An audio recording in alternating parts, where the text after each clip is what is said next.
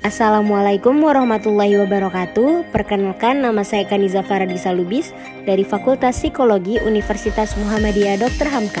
Pada kesempatan kali ini, saya akan menjelaskan tentang salah satu permasalahan otak yang banyak ditemui di masyarakat, yaitu tumor otak. Tumor otak adalah pertumbuhan jaringan akibat adanya sel-sel abnormal.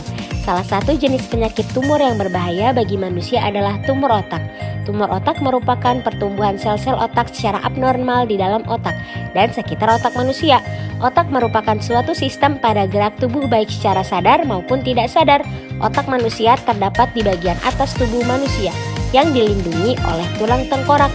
Berdasarkan hasil penelitian yang dilakukan, tumor otak dapat disebabkan oleh faktor keturunan dan paparan dari zat kimia berbahaya. Faktor lain yang menyebabkan tumor otak yaitu karena penyebaran sel tumor atau kanker dari jaringan lain. Misalnya, kanker payudara kemudian menyebar hingga ke otak atau disebut sebagai tumor otak sekunder. Selanjutnya, gejala tumor otak. Gejala tumor otak sangat beragam dan bergantung pada lokasi, ukuran, atau tingkat pertumbuhan tumor itu sendiri.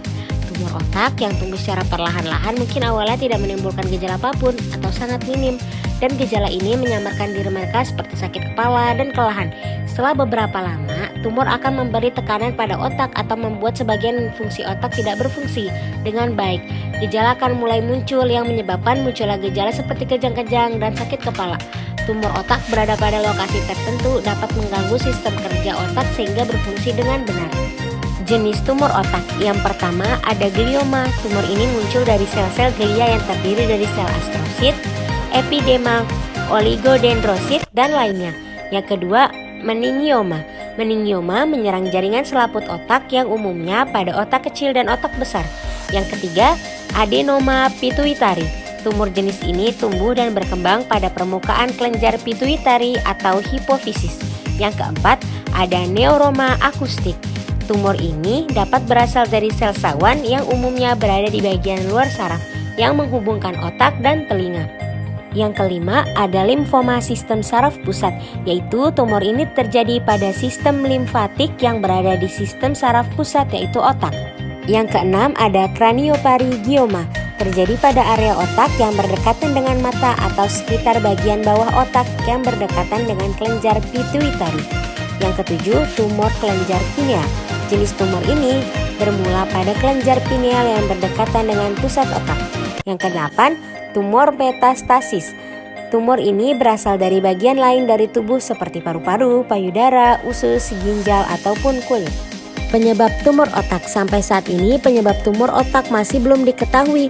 Belum diketahui secara pasti apa yang menyebabkan seseorang menderita tumor otak primer. Diperkirakan bahwa tumor otak primer mulai muncul ketika sel normal mengalami kesalahan atau mutase DNA. Mutasi inilah yang membuat sel tubuh dan berkembang biak dengan tingkatan yang lebih cepat serta tetap hidup ketika sel-sel sehat sudah mati. Akibatnya terjadi penumpukan sel-sel abnormal dan membentuk tumor. Terdapat beberapa faktor yang bisa meningkatkan resiko seseorang terkena tumor otak. Faktor keturunan dan juga efek samping prosedur radioterapi adalah dua di antaranya. Tumor otak primer lebih jarang terjadi dibandingkan tumor otak sekunder. Cara pengobatan tumor otak. Yang pertama, operasi. Yang kedua, radioterapi. Yang ketiga, kemoterapi. Yang keempat, obat-obatan.